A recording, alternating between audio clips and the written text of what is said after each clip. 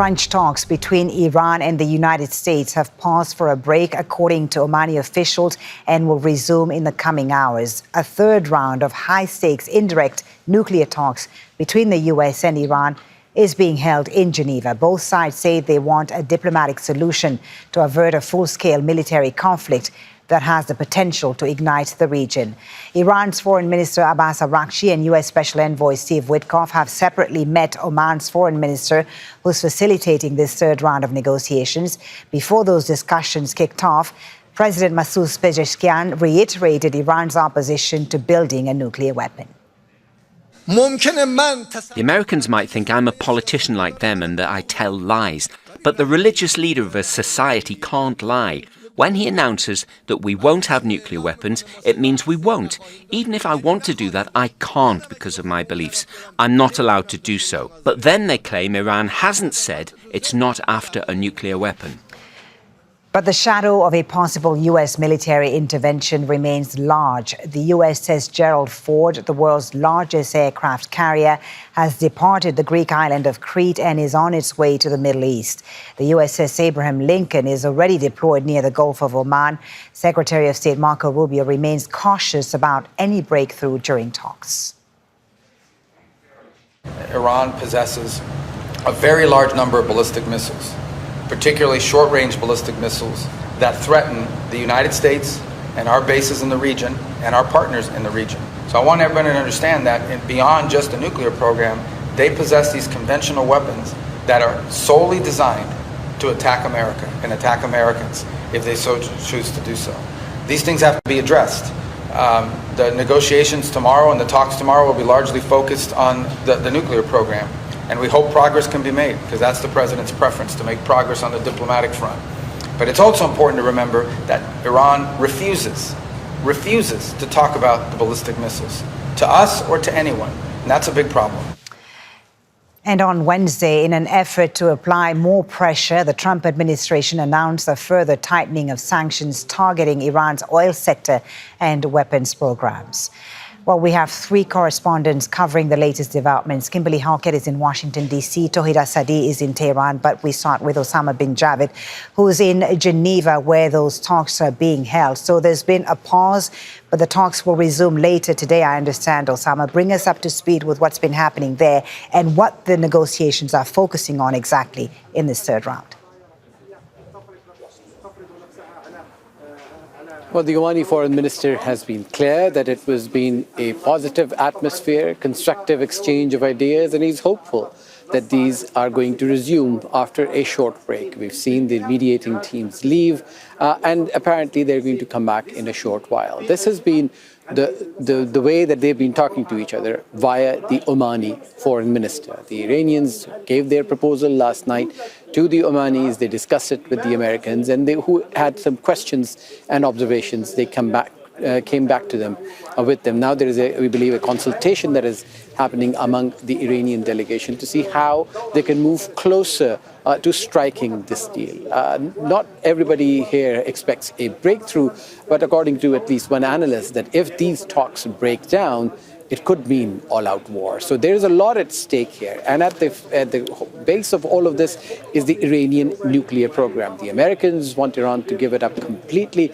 They want no uranium enrichment. They want the fissile materials out and a promise that this deal will last forever. Whereas the Iranians want concessions. They want to ensure that their sanctions are lifted from them. They want to make sure that there is not a war that looms on top of them every single time that there is a breakdown. And they want to make sure that they go back to the Iranian people and tell them that they did not capitulate and did not surrender. But the task is that they have to convince this Trump administration that the deal they're giving them is better than the deal that was signed by Barack Obama. And all of that he's been saying, that Iran's nuclear capability that was destroyed 8 months ago is actually the case, and he should stick to the negotiating table and not opt for the other option.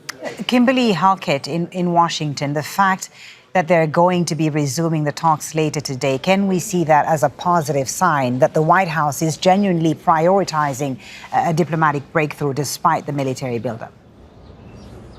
Yeah, there's no question that the fact that there has been a period of talks, intense 3 hours, followed by a break, and the resumption of talks is one signal that the United States is serious about diplomacy. And we can also take the words of the president as recently as his State of the Union address, where he said that is his preferred option. But there's no question, given the military buildup, the presence of those 2 carrier strike groups or aircraft carriers, the fact that they are in the region shows the United States is pursuing a maximum pressure dual track in order to try and bring about a negotiation with Iran. We know right now that the efforts are focused on getting a deal on limiting and halting uranium enrichment and seeing that that can be something that is done indefinitely.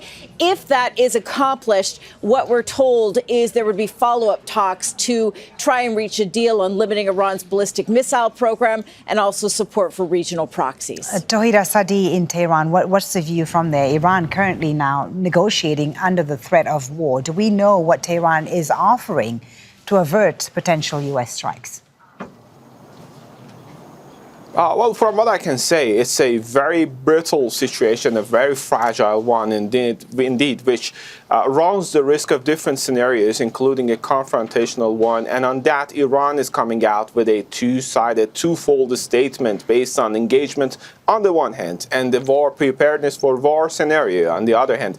So speaking of the demands that we are hearing from the Iranian side, we have to keep in mind that the gist of the matter remains very simple, as the Iranian spokesperson for the Ministry of Foreign Affairs just ahead of these round of talks came out to say that they are looking for actually a sort of assurance that sanctions are going to be removed in case they in return give some assurances related to the peaceful nature of their nuclear program. This is the very gist of the matter, but the devil is in details, and as the two sides are moving towards more and more detailed technicalities, specifically seeing the presence of the IAEA Director General Rafael Grossi there, we know that there are several issues, not just related to the stockpile of uranium, the enriched uranium, but also about the continuation of Iran's nuclear activities, as well as other controversial issues that Iran prefers at the time being not to bring them on the table of negotiations. All in all, this is a delicate situation. Iran says it prefers diplomacy over war. However, it is prepared for confrontational scenarios ahead. And Iranian Foreign Minister said that in that regard, it is ready to give concessions. But meanwhile, we have to keep in mind that while we are talking about exchange of concessions, we are also talking about exchange of a rhetoric based on war. Interesting. Kimberly, Tohid says there that Iran is preparing for all possible scenarios. What are the current calculations in Washington, domestic political calculations? Does the administration have the backing for military action?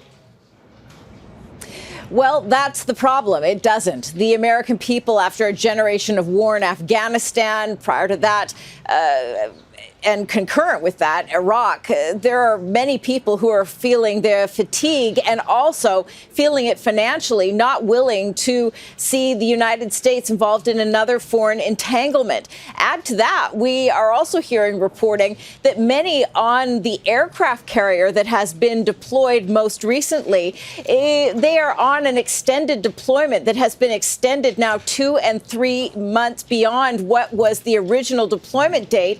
And so many of them are missing their family birthdays, their birth of their children. It's taking an incredible toll. So in all, there is a weariness, a war weariness. There's little appetite to see the United States embroiled in another conflict.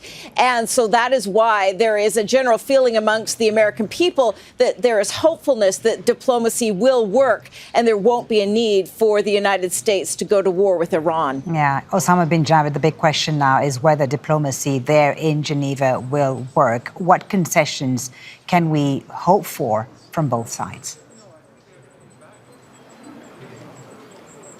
Well, you speak to optimists, there is an obvious off-ramp on the nuclear issue. Iran has not been able to spin a single centrifuge in the last 8 months since those 3 nuclear sites were hit. Iran has not been able to deploy any of its axis of resistance fronts, if you can call them that. And Iran can talk about moving that fissile material maybe to a Russian state or an intermediary. So there are off-ramps on the table if there is a willingness to trust each side. But that is the key missing element. Trust. None of these sides trust each other. The mechanism speaks about that because they can't even talk to each other and sit in the same room. And then there's the issue of both saying the same things. You heard the Iranian leaders talk about Iran is not going to build a weapon. And Donald Trump just last night talking about how he wishes that Iran would say there won't be a nuclear weapon. And as both of them are saying the same thing, it just goes to show that they're not able to convince each other they actually mean what they're saying. And there could be trust in this diplomacy that will keep them away from this brink of war, which could be disastrous, not just for these countries that are involved, but as the region has been warning as well, that this could turn out into a major protracted war that embroils the entire region. Osama bin Javaid in Geneva, thank you for now. Thanks also to Kimberly, Halkett and Tohid Asadi. Don't miss out. Get the full picture. Subscribe to Al Jazeera for reliable news and expert insights. Like, share, stay ahead.